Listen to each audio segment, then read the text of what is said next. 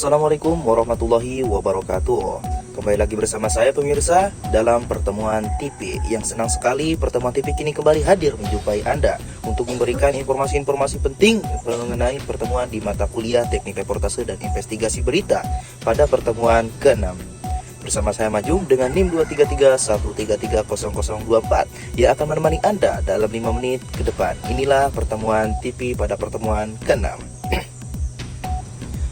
Nah, baik pemirsa di rumah, saya di sini akan memaparkan mengenai proses perkuliahan di pertemuan ke-6 pada mata kuliah Teknik Reportase dan Investigasi Berita, yang dimana pertama-tama kita itu praktek terlebih dahulu, yang dimana praktek ini merupakan praktek teknik reportase, menjadi seorang reporter, menjadi seorang juru kamera dan lain sebagainya pada tahapan reporter.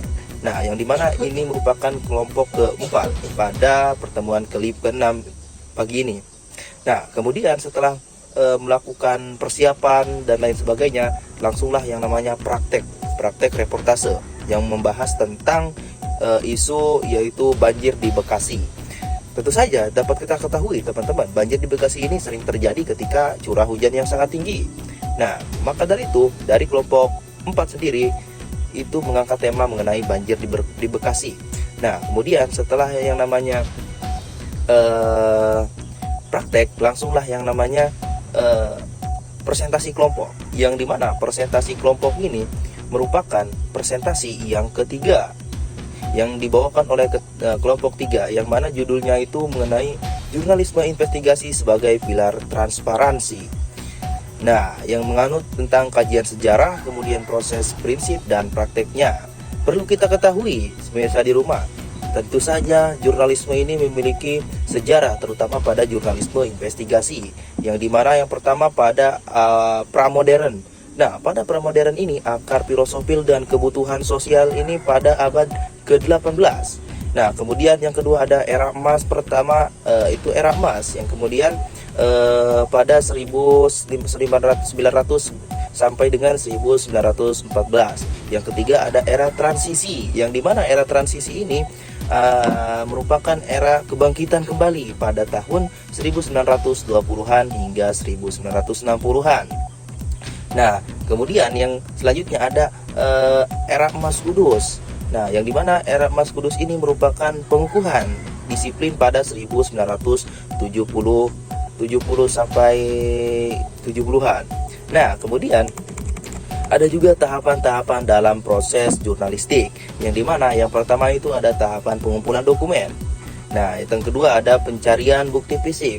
Kemudian yang ketiga ada yang namanya pencarian saksi. Keempat ada penulisan laporan, dan yang kelima publikasi. Nah, tentunya kita sebagai seorang jurnalis, terutama jurnalistik investigasi, harus mengulas habis, harus yang namanya menggali habis tentang pengumpulan dokumen, kemudian pencarian bukti fisik, dan kemudian pencarian saksi, penulisan laporan, dan terakhir yaitu publikasi, yang dimana tahapan publikasi ini akan memakan waktu hingga berhari-hari, berminggu-minggu, bahkan sampai bertahun-tahun. Nah, kemudian ada yang namanya perbedaan jurnalisme investigasi dengan bentuk jurnalisme lainnya, yang dimana tentu saja teman-teman, jurnalisme investigasi ini sangat berbeda dengan bentuk jurnalisme lainnya. Nah, yang dimana pada poin pertama itu ada fokus dan tujuan jurnalistik. Nah, tentu saja dari tujuan dan fokus jurnalistik juga sudah beda teman-teman. Mengapa begitu? Karena jurnalisme investigasi ini cenderung ke arah yang lebih mendalam teman-teman, dan tidak real time.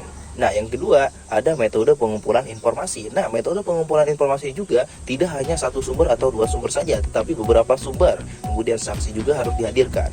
Nah, yang kemudian yang ketiga juga ada waktu produksi dan publikasi. Seperti kita tadi sudah dipaparkan, walaupun real time ini jurnalisme lainnya itu real time, tapi jurnalisme investigasi ini sangatlah santai, bisa berhari-hari, berminggu-minggu, bahkan bertahun-tahun. Kemudian resiko dan tantangannya, kemudian ada dampak sosial dan politik, dan terakhir ada aspek lainnya yang mencakup standar publikasi. Nah, kemudian ada juga yang namanya prinsip-prinsip dasar jurnalisme. Dan yang pertama ada akurasi, kemudian ada independensi, dan yang ketiga ada objektivitas, serta yang keempat ada balance. Nah, kemudian yang terakhir ada yang namanya penerapan prinsip-prinsip jurnalisme investigasi, terutama kita sebagai seorang jurnalis tentu saja harus yang namanya tahu tentang prinsip-prinsip jurnalisme investigasi dalam praktek jurnalistiknya. Nah, perlu kita ketahui bahwa jurnalisme investigasi ini merupakan salah satu bentuk jurnalis yang fungsi khususnya itu untuk mengungkap fakta, kemudian mencari data, mencari dokumen-dokumen yang tersembunyi, kemudian akan dipaparkan ketika dipublikasikan. Nah, tanggungannya ini merupakan suatu kepentingan publik. Berbeda dengan jurnalisme secara umum yang mengatasi dan menekankan pencarian bukti, kemudian pencarian data, terus pengujian dan lain sebagainya. Agar apa? Agar yang namanya ketika kita mencari sebuah jurnalisme, mencari sebuah berita atau analisis itu tidak yang namanya monoton atau yang namanya harus benar-benar terjadi. Nah, mungkin hanya itu yang bisa saya kabarkan pada kesempatan di pertemuan TV kali ini. Tidak akan lama mungkin teman-teman ya. Wassalamualaikum warahmatullahi wabarakatuh.